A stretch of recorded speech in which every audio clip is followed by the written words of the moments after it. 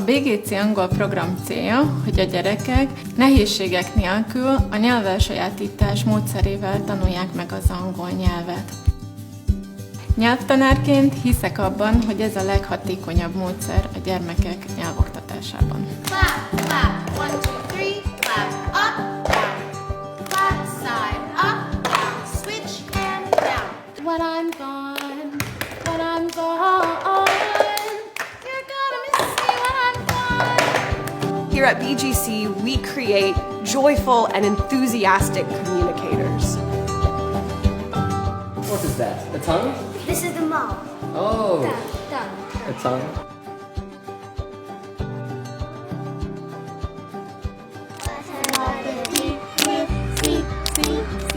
Over the past 10 years, I've had a wonderful involvement with BGC Hungary. I help to teach the children, and also when new teachers come to the program, I'm able to give them mentorship and some training.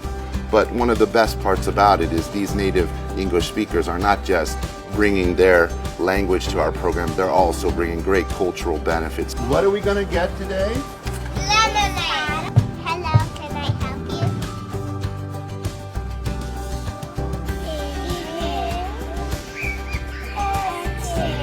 And just seeing the light on their faces and them not even realizing that they're speaking English to me after a little while is one of the best parts about being and working with BGC. Game plays until you got all the tasks and none of them are run by the imposter, basically. I was programming the little bird robot with my best friend. Everybody got a turn to play with it. So funny. I don't really taste flavor. It's kind of plain. I don't really like it. A little salt, more spice, wouldn't hurt anybody. I like to watch English movies because I can really understand with or without subtitles. The British YouTubers and Australian YouTubers are really entertaining to watch. We can learn new, exciting things about the world. Today is Tuesday. If your apples knock me out. I really enjoy these classes because we play games, activities, and just by how they speak to us, we can develop our speaking and our accents as well. Sunny. So it's sunny. Szivárvány.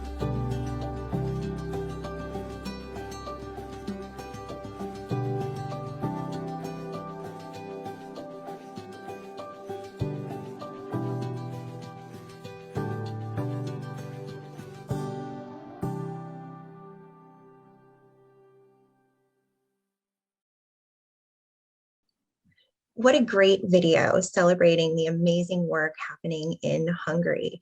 Welcome to our session, Creating School Partnerships. We have a lot of member organizations who are interested in developing partnerships with their local schools. So we're very excited to bring you this session today with some of our affiliate member experts.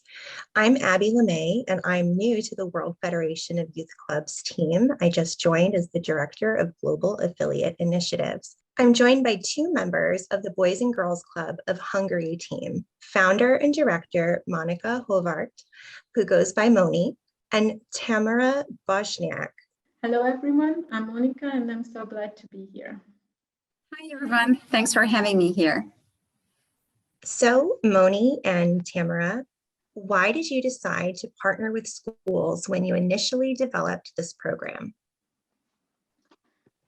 We started our BGC English program 10 years ago, and first we partnered with a preschool because we wanted our kids to start learning English at a very early age. It was very well known in Hungary that language teaching is not successful in schools, and we wanted to raise bilingual kids. Hungarian is only spoken in Hungary, so it's very important for Hungarian kids to learn a second language. We established an English program which can be built into the Hungarian national curriculum. We didn't want to make private schools. We wanted to serve families who cannot afford private schools. By partnering schools, we don't have to own or rent buildings, and we only have to provide human resource for operating the service. As a result, it is very cost effective. In addition, kids are already there, so they don't have to move. You don't need school bus, driver, and so on. Parents are also very happy if they can receive quality education at their schools. We aim to provide similar or even better services for them what they would receive in a private school.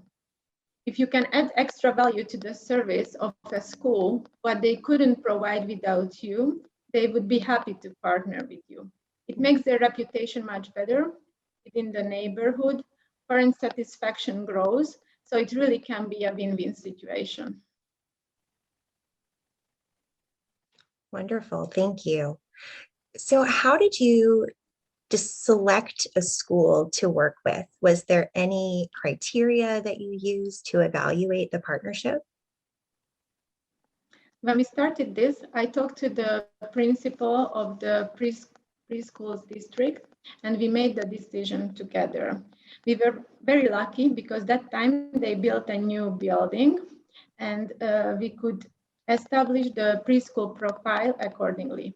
When we started the elementary school program, the principal from the neighboring school called me and informed me that she wants our program to be continued in her school. It was a great opportunity for us because the kids lived around that area. At that time, that school wasn't popular in the district. Still, we saw the potential in it. The new principal was very determined and wanted this to work well. And parents trusted us since their kids had been in the program for 3 years by then. Now, our oldest class graduated last May, so we can see the results, what we can achieve. And we decided that we would expand our programs in other elementary schools. And we started to look for new schools. Now with 8 years experience, we know what we are looking for. We have a list of criteria, but it is also very important to be flexible if you want to partner with a school. And you must respect their school culture. You should always aim to establish real partnership where both parties are equal. Thank you. So 8 years, when you go to approach a new school for partnership, how do you approach that? How do you ask for new partners?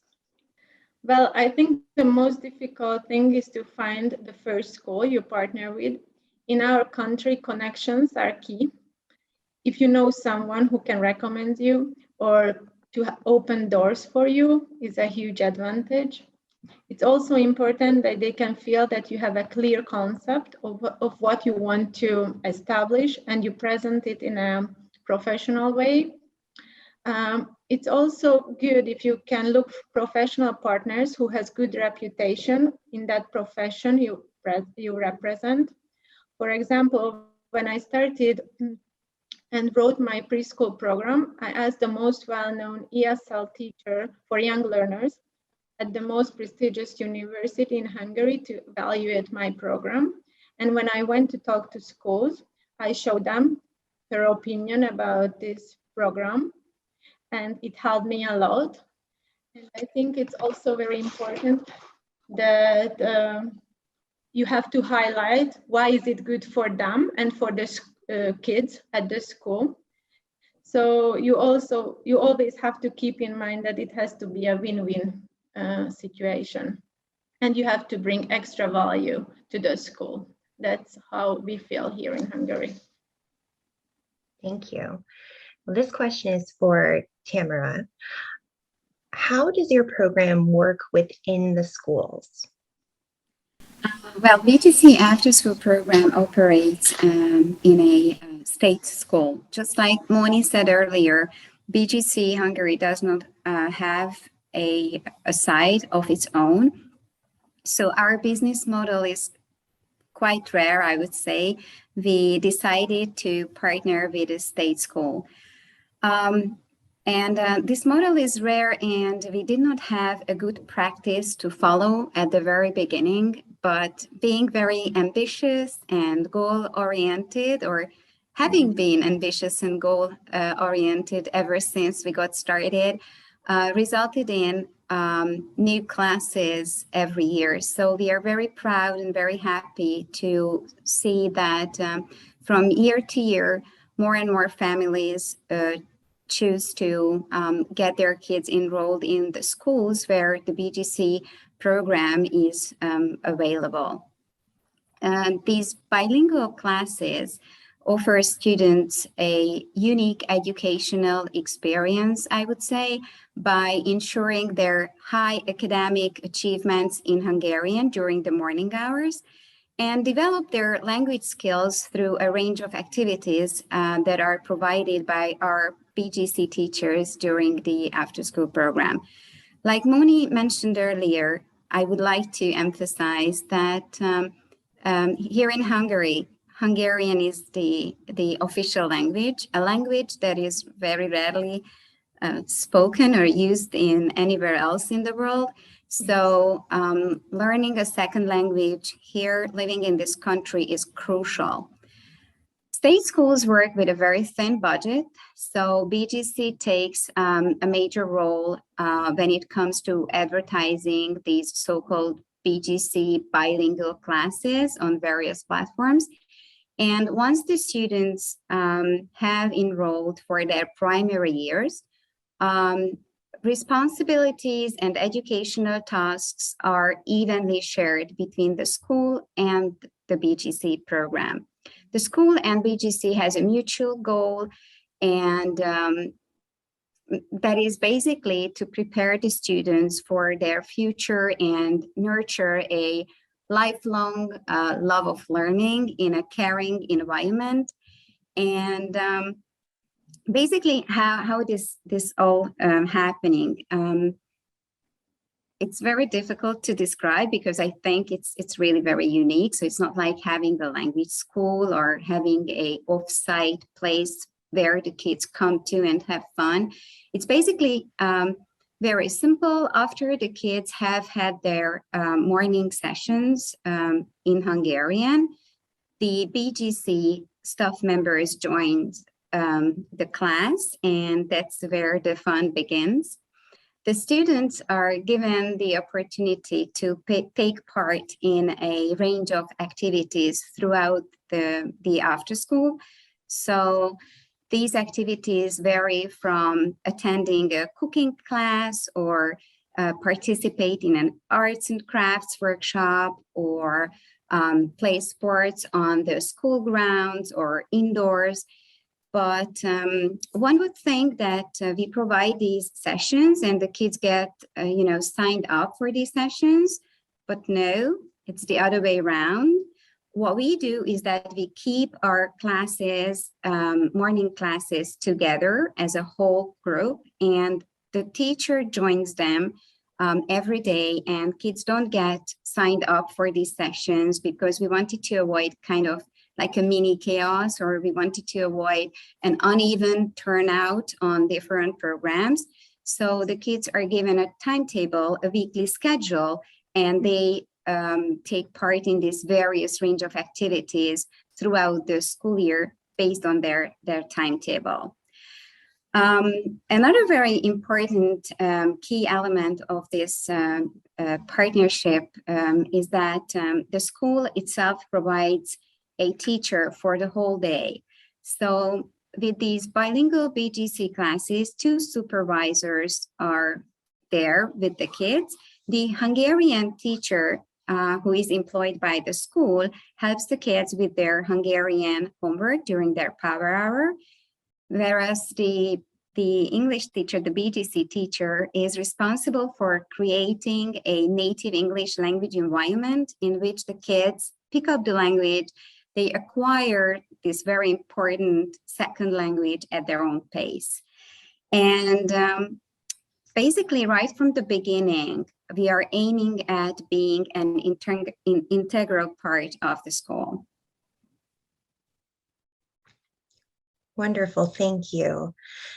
What would you say are the key components to a successful school partnership? Maybe communication or reporting and shared goals, but what does it take to make that partnership truly successful?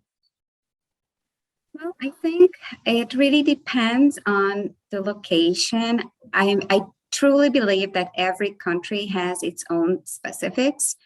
What I would highlight is probably dedication. I would say that only then one can deliver the most tailored education for the children when both parties, so both the school and the club, is fully dedicated. One must offer a program that not only suits the school's academic profile, but also serves the school needs. This is something Moni mentioned earlier. It's really very important if we want to succeed that obviously we need a building, a school, an institution to provide the program for the parents or the children, their children. But it's also very important that that school wants us to be there. And if we fit into their academic profile, then it is, I think, success is almost guaranteed. Another very important or key component is to have the same mission and to have shared goals. Being thankful for the opportunity to be in partnership with a school does not mean that a club should underestimate its qualities and features that it has to offer that particular school. I highly recommend that that decisions of high importance are made together. The school and the club must agree on how to run the admission process, for example, or to what extent they want parents get involved in their, in the everyday school life, just to mention a few areas. And of course, it's needless to say that all the requirements, expectations, and guidelines must be put into a contract, and that contract will serve as a point of reference right from the beginning. In case there is a conflict, because let's face, sometimes there is a conflict, I think it is a mutual interest for both parties that we overcome the challenges and we try to come to an agreement, because it's very important. The school's reputation eventually determines our reputation as well. So whenever there is a conflict, it must be resolved very quickly. And I think, after a little while, things get back to normal and everybody can get back to their daily work routine, which is very satisfying, I think. Also, school board and BGC representatives should meet regularly. It's really very important if we want to achieve success that we discuss oncoming events, plans for the future, achievements we want to reach. We often have a meeting. What is very unusual, though, is that you would think that this very much resembles a business-to-business situation, but on the contrary, it's not quite the same, because what we have experienced over the past few years is that here in Hungary,